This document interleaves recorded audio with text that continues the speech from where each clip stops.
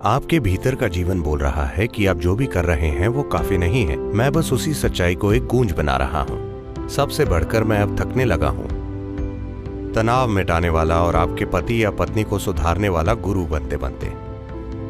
अगर आपका मन आपके शरीर की आदतों से ऊपर नहीं उठता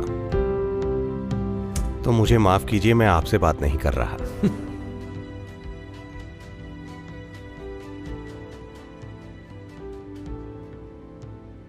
कोई मुझसे पूछ रहा था, सद्गुरु आप हमारे साथ इतना कठोर बर्ताव क्यों करते हैं? Many other gurus say nice things. कई गुरु अच्छी बातें बोलते हैं, आप लगातार कठोर बर्ताव करते हैं। हम जो भी करते हैं आप कहते हैं ये काफी नहीं है। ऐसा मैं नहीं बोल रहा, आपके भीतर का जीवन बोल रहा है ना, कि आप जो भी करते हैं वो काफी नहीं है। हेलो, आपके भीतर का जीवन बोल रहा है आप जो भी कर रहे हैं वो काफी नहीं है। मैं बस उसी सच्चाई को एक गूंज बना रहा हूं। सबसे बढ़कर मैं अब थकने लगा हूं। तनाव मिटाने वाला और आपके पति या पत्नी को सुधारने वाला गुरु बनते बनते।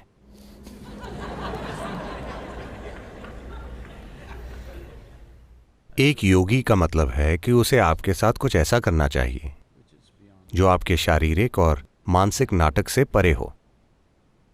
मैं आपके शारीरिक और मानसिक नाटक का निर्देशक नहीं हूं।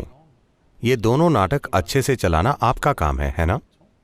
आप में जीवन चलाने के लिए पर्याप्त बुद्धिमानी है, हाँ या ना? पर्याप्त बुद्धिमानी है। सवाल सिर्फ यही है कि वो आपके लिए काम कर रही है या आपके खिलाफ।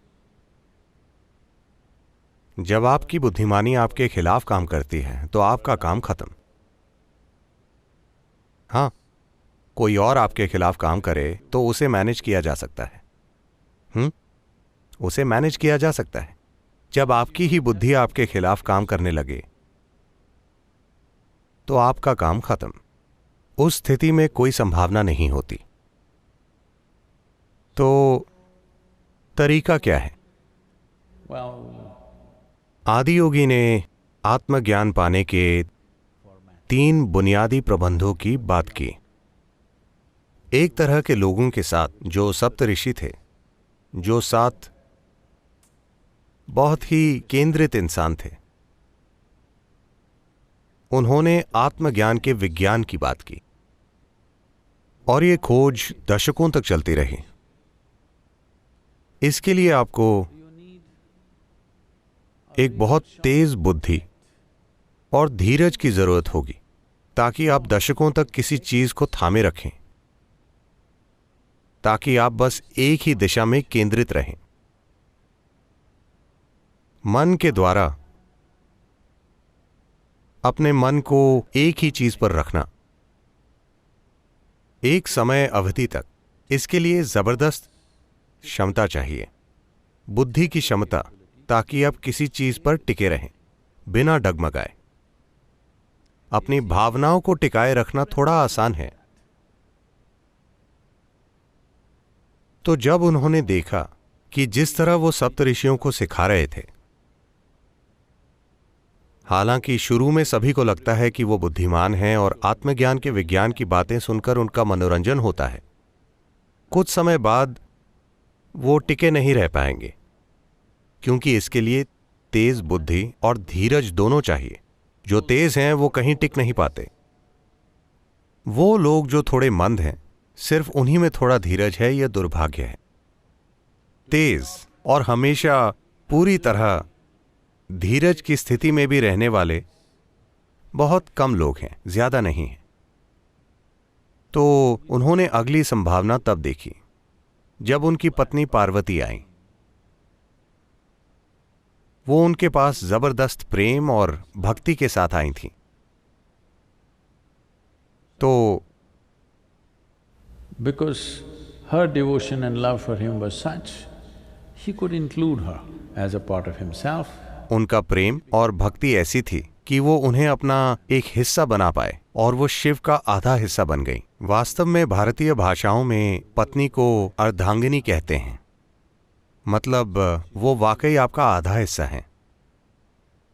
शायद अंग्रेजी में भी ऐसा एक शब्द है। better half, bitter half, whatever. No. ये हर मामले में अलग होता है।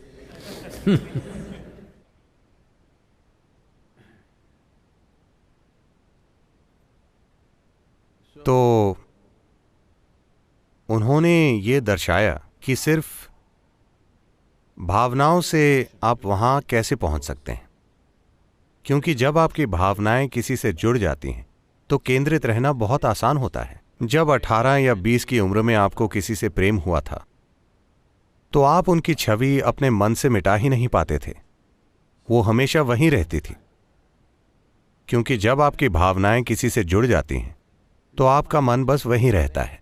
आप जो भी सोचते हैं, आप जो भी करते हैं, और आपकी ऊर्जाएं भी उसी दिशा में मुड़ जाती हैं, क्योंकि आपकी भावनाएं किसी चीज से जुड़ गई हैं। तो पार्वती ने यही किया। That she attached. उन्होंने अपनी भावनाएं आदियोगी से इस तरह जोड़ दी कि जो भावनाएं प्रेम के रूप में शुरू हुई वो भक्ति बन गईं। भक्ति का मतलब ये वो घोल है जिसमें आप धीरे धीरे घुल जाते हैं, आपका व्यक्तित्व कम से कम होता चला जाता है। तो वो अपने आत्मज्ञान तक उस तरह पहुंची। उन्होंने उन अर्थों में परम तत्व को जाना। वहां कुछ और भी प्राणी थे जो उनके अपने थे। वो बिल्कुल ऐसे थे जैसे उन्हीं का एक हिस्सा हो। उन्होंने पूछा, हमारा क्या? ये सभी लोग तो चमक रहे हैं, हमारा क्या होगा?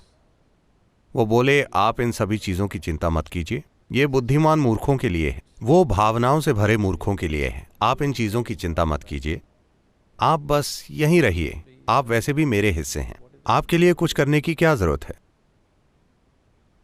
आत्मज्ञान और ज्ञान की चिंता मत कीजिए, आप बस यहीं रहिए, क्योंकि आप खुद को एक अलग व्यक्ति ही नहीं समझते, इसीलिए आपको कुछ करने की जरूरत नहीं है, बस यहीं रहिए, यही सब कुछ है। तो इन 3 तरीकों से उन्होंने आत्मज्ञान पहुंचाया।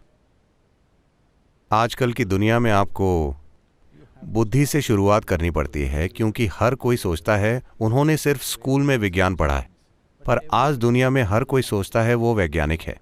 तो अगर आपको इस बुद्धि को ऐसा बनाना है कि वो लंबे समय तक इस तरह रह सके, तो ये बहुत बढ़िया है, इसके लिए बहुत काम करना पड़ेगा।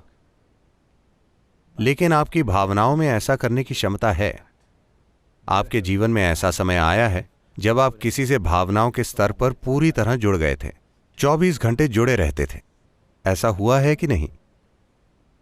तो आपकी भावनाओं में ज्यादा क्षमताएं हैं आपकी बुद्धि की तुलना में। चाहे आप पुरुष हैं या स्त्री, ये आपके लिए सच है, इस पर ध्यान दीजिए।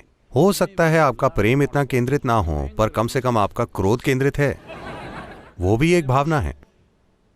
अगर आपका मन आपके शरीर की आदतों से ऊपर नहीं उठता, तो मुझे माफ कीजिए, मैं आपसे बात नहीं कर रहा। अगर आप ये नहीं जानते कि अपने मन को अपने शरीर की आदतों से ऊपर कैसे ले जाएं, अगर आप उनसे ऊपर नहीं उठते, तो आपसे ऊंची चीजों की बातें करने का क्या फायदा है?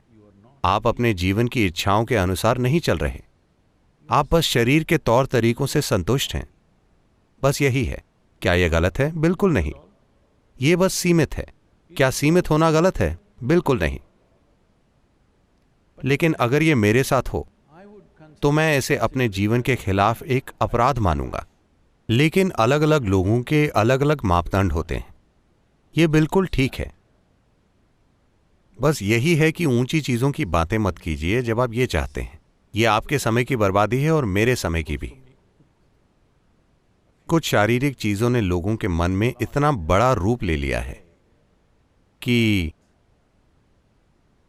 ऐसा लगता है उनसे परे जाने का कोई तरीका नहीं है। नहीं, आपको बस उसे थोड़ी सी ज्यादा जागरूकता के साथ देखना होगा। क्या आप में इन चीजों से परे जाने की बुद्धि नहीं है? आप में है, मेरा विश्वास कीजिए।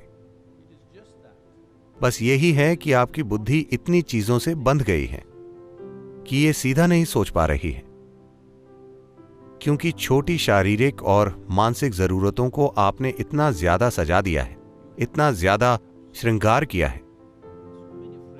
कि आप आर पार नहीं देख पा रहे हैं कि ये क्या है। ये बहुत सरल प्रक्रिया है। भूख और कामुकता की शारीरिक जरूरतें बहुत ही सरल चीजें हैं। अगर आप उनके असली रूप को देखें तो बहुत आसानी से आप इनके परे देख सकते हैं। शरीर और मन, ये साधन आपको इसीलिए दिए गए हैं ताकि आप जी सकें, ना कि इसलिए कि आप इन दो साधनों के गुलाम बन जाएं। आपका काम इन पर महारत हासिल करना है।